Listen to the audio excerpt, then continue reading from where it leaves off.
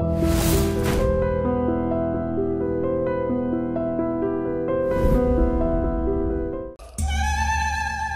మానవుడు తలపై గుమ్మడికాయ పెట్టి ఏమి ఆట ఆడదుడు?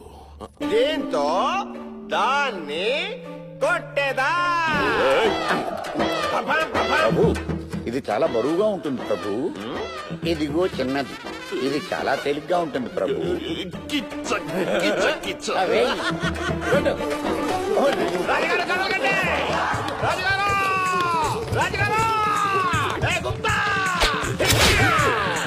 దిగినది, లోతుగా దిగినది. అబ్బా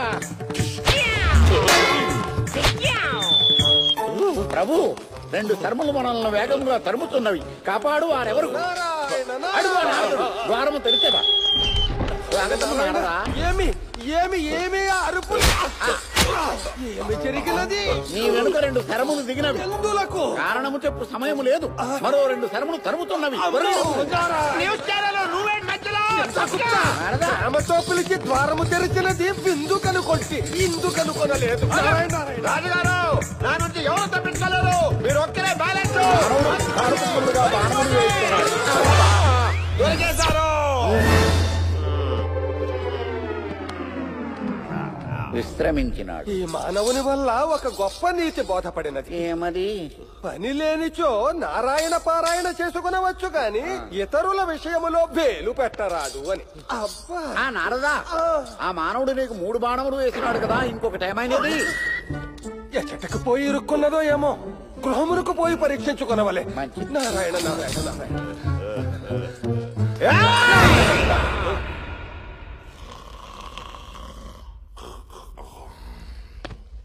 రాజుగారు, నన్ను పొద్దునే పంపించేస్తారని చెప్పి ఆ ముద్దు నిద్రేంటండి?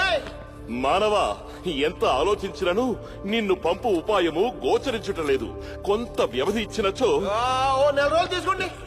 చిత్రగుప్త ప్రభు, ఈ మానవుని మాటే కఠినము, మనసు బంగారము. ఎందుకో నా ఎడమ కన్ను అదురుతున్నది ప్రభు.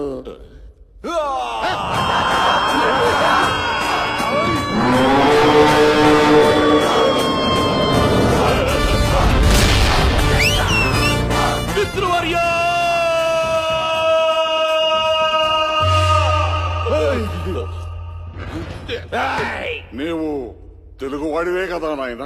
పెదరాజు గారు, ఈ విషయం మీకెలా తెలుసండి? తరతరాలుగా మాపై ఎక్కి తొక్కున్నది నీ తెలుగువారే కదా నాయన?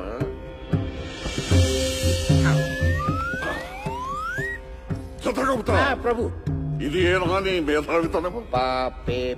సరే, నేను సరి చేసేదను.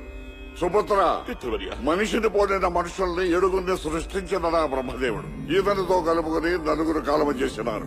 మిగిలిన 3లో ఎవరి కాలము సమీపించిందో తెలుసుకుని ఆ మానవుని శరీరంలో ఈతని ప్రవేశపెట్టను. సరేనా తెలుగు మానవ? పెద్దరాజు గారు చెప్పాక ఏం చేస్తాం?